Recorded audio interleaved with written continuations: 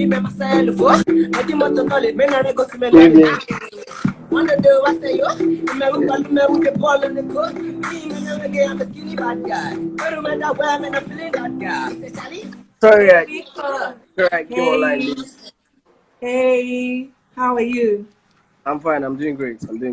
Yes, so it's good to see you. You look very well, by the way. Someone said you are so cute. Essentials 5344. He's blushing.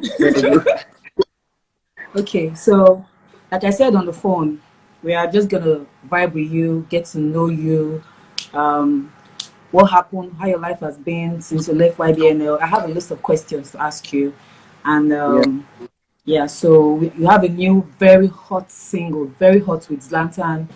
We will talk about that. So first things first, let me start with this. How did you get into music, and how was your time with YBNL? First off, I started off as a dancer. You know, I Oh, was doing Olamide. I was doing different kind of road shows and everything.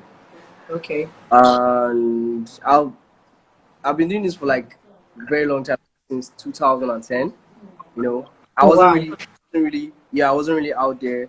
I was just miming to other people's song and doing Okay. backups for different artists and all that. Okay. So it got official 2014. That was when I Okay. met. Yeah, that was when I met Olamide. That was when I Olamide. got. Yeah, but before that time, I was always doing cameos for him in his videos. You know, Okay. I was in one of the songs he featured Sam Clef, "Stupid Love." I was one of the dancers there, but I don't think no one really noticed and everything. So it started like that, and I was always going around to shows with him. You know, and 2014, you know, we decided to sign a contract and we decided to work together, and that was how everything started. You know, Okay. but yeah, it So, wasn't easy, true, but I mean, I just had to do my thing. so how was your time in YBNL? How was Olamide as a boss? How was your fellow label mates? Like, how was the experience like? Yeah, it was good. It was good in a way, Okay. and yeah, and the other way around, it was kind of hard because I was doing something different from the other artists. You know, Okay. most of them were like street artists, and I started off singing R&B and all that. And you know, YBNL, the name stands for people on the street, so people didn't really accept my kind of music like that. So Oh, okay. it was really hard for me, and I had my other label mates, Kesh too. We got signed on the same day. You know, Okay. Kesh. Yeah, I think Kesh actually came like the day I was meant to get signed. Because the day I was meant to get signed, I was going to Olamide's house, Uh-huh. and I was just walking past the studio, and I heard this very nice song. So I usually go to the studio, so I just entered the studio, and I saw him listening to the song and all that, and he was like, "Oh." We introduced ourselves, and I was like, "I'm Victor," and he was like, "His name Kesh," and everything. And I was like, "I like your song. Like, did you just record that?" He was like, "Yes." I was like, "Oh." And I told him that actually I'm actually going to go and meet Olamide. I don't know if you like to meet him too and everything, because I'm about to go sign my own contract. I was like, "Oh, that's fine." But I had to call Olamide first. I said, "Oh, like just come over first, you know." And when I got to his place, I explained to him. I told him that, "Yo, I just met this guy. His name is Kesh, and he has this very nice song. You know, he has this very good song that you would like to listen to." And he was like, "We play his song." You know, that was how everything started. And that day, I had to stop my contract signing because it was like, okay, he likes Lil Kesh and he wants to sign him too. So, but it has to be like a two artist contract thing. You Mm-hmm. get, so they had to take like the contract back to his lawyers, you know, Mm-hmm. to fix the contract and everything. Then a week later, you know, we signed the contract, and that was how everything started. But along the line, like things were really hard, you know. It wasn't easy. Mm-hmm. I'm an Edo boy, and Lagos State, you have two other artists that are doing almost the same thing. Like they are doing perfectly well, and they are doing the things people on the street want to listen to. You know, so it was Yeah. kind of. But I pulled through one way or the other. So along the line, that's why I had to change my sound. That was when I Okay. came out. Yeah, that was when I came out with Instagram Police with Small Doctor I started doing all Okay. those other songs, and I came up with Skibby That, and thank God Skibby That pulled it well for me. Okay. Nice Yeah, one. Nice one. You guys, the comments on the pages. You guys did well in YBNL. yeah. Um, yeah, they accepted Adekunle Gold in ETC and all that. So you basically discovered Lil Kesh. You basically helped him to meet Olamide and start up his Yeah. career. Yeah. So thank you for that. So tell us about your new song with Zlatan. It's really nice. It's been on replay for like Hmm. an hour That over here. So yeah. it's That really song. nice. Yeah. What You no know, no no is it no no or no no? no, no. No no. That's Yeah, a Benin word. yeah, That's a Benin term. Because I'm Benin, yeah. so I know. Okay. No, that So means tips anyway. So you get, okay. yeah. That song. Yeah, before I got that on that song, man, I suffered. You know, Uh-uh. yeah. It wasn't even that song I wanted to put him on.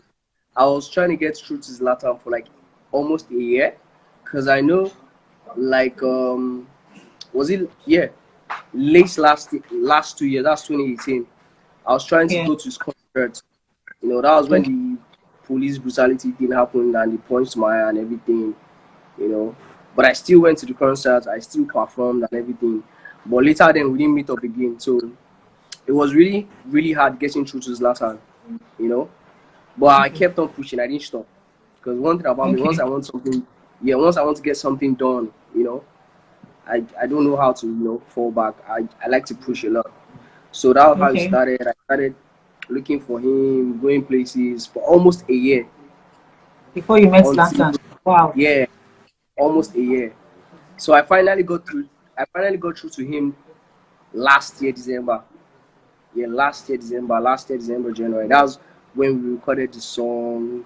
You know, I was happy, but it wasn't easy at all because even when I went to his house, I wanted to record another song with him, but I just played this song for him. And when he heard the song, he was like, "Oh, why? This is the song I want to be on, and this is the song I The want to record with you." I was like, the "Okay, song fine, is a cool. vibe.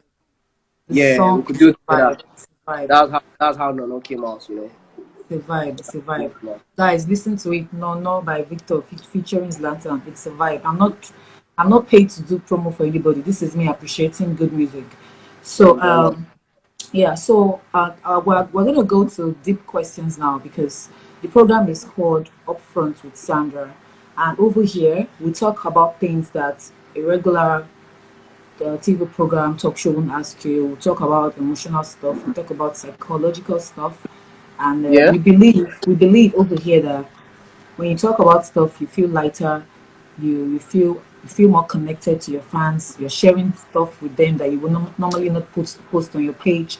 So I'm going to start now by asking this: how has music affected you psychologically and financially?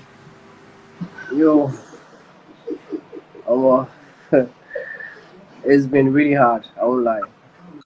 It's Okay, been hard. I mean, I didn't put out music for like 2 years. You for know, like 2 years. Wow. yeah, I put out music Um, for like 2 years, and my contract ended like 2016. And being under a label that you are still struggling. When I was under YBNL, not like I wasn't really getting what I wanted, but I was, but I wasn't really making money like that because people were just starting to accept my sound, my own kind of music. So people will say, "Oh, okay, okay. yeah, you've been with YBNL for like 2 years and you've not made money." Fine, I made money, but I didn't make like a lot of money to say, "Oh, you have made money now. You can be on your own." You get me? So I didn't make that much money to say, "Okay, I want to put money in my music," because obviously I have other responsibilities. It's not just music all the time. And when things were really hard for me, I had to go back to Canada. You know, and when I went back to Back to Canada, where? I Back to had to go where? back to Canada. Canada. Yeah, Oh, you moved from Canada to Nigeria to pursue yeah. music. I was in Canada for a while. I was in Canada for a Oh while. wow. Okay. All So right. Cool. yeah, 2018, I had to come back to Nigeria again because things were really was hard. And when I go back to Nigeria, from people were like, oh, he's back from Canada now. Things are gonna. Well, it was still hard, you know. Tell people everything that is going on with you. You know, you can't really tell Yeah. people about you can't tell them about your financial issues and everything. People wouldn't believe you because they'll feel, oh, you are Victor. I mean, you are Victor. You should have money. You Yeah. know, you should have money. You should be able to do all those things by yourself. But no, it was really hard. As well, Nigeria from Canada, I had to sell my cars. I had like 2 cars. I had to sell everything. Then You had what? Two back. cars. Yeah, I had to sell my cars. I had to sell my Wow. cars. I had to leave my apartment. You know, I went back to my sister's house because I couldn't stay on my own. You know, let's forget the fact that the talent is there and I need to keep pushing. I need to survive to one way or the other. You Yeah. know, I had to sell cars. I had to leave my apartment. I had to go back to living with my sister and doing other things. You know, so it was really hard. And fine, I have good music. You know, they say good music will move on its own, but most of those things aren't really true. Right now in the music industry, in Nigerian music industry most especially, when you have good music, Yeah. you always have to promote. Yeah, and when it Yeah. comes to promotion is not cheap at all. Very Yeah. expensive. Yeah. You know, Yeah. Yeah. you have to push your music financially. And this is someone that has been doing music all the time. I had other side hustles. I had other side hustles. But you see, when you leave your business behind and you say you want to go out of the country before you come back, people are going to mess you. People are going to mess you. You know, Yeah. they'll work Yeah. up. People are going to mess a lot of things. People messed up my investments and everything. So I had to come back. Yeah, I had to come back to start all over again. So these are the things people didn't really understand because most times I'll put up a picture on Instagram and people start saying, "Oh, you're just posting pictures. You're not dropping songs." I have songs to drop. What about me Yeah. dropping the songs and not pushing them financially? You Yeah. know? Yeah. And the thing is, they're investors. I go to a lot of investors, but people don't want to. People want to see you hard first before they invest in you. Yeah. Before they invest And in at the you. same Yeah. time, you can't put out your material without backing it up financially. Yeah. So that's two different issues on its own. So it was that bad, and it was really really hard. But at the end of the day, I spoke to a couple of people. You know, thank God to my friend, my best friend, my friends again. Yo, everybody left. Everybody left. You know, everybody left. There was no one about me. Like me, you know, like the same thing I do for myself is the same thing I do for them. You people don't expect me to put all my money on you guys. I also need to Mhm. invest. You get Mhm. so they were always going around. There was one issue that I went to meet one of these sponsors, and like a week later, the Mhm. guy said, "Oh, come back and see me like a week later." Mhm. You know, come back and see me like Mhm. a week later. And everything, and all Mhm. of a sudden, this guy stopped picking my calls. Only for one source that some of my friends went to meet him and said, "Oh, you can't invest in Victor. He doesn't have anything good to put out there." I was like, wow, these are Your people that have friends lived with went me. to meet him. You know, these are people that who Oh. have eaten together the same thing.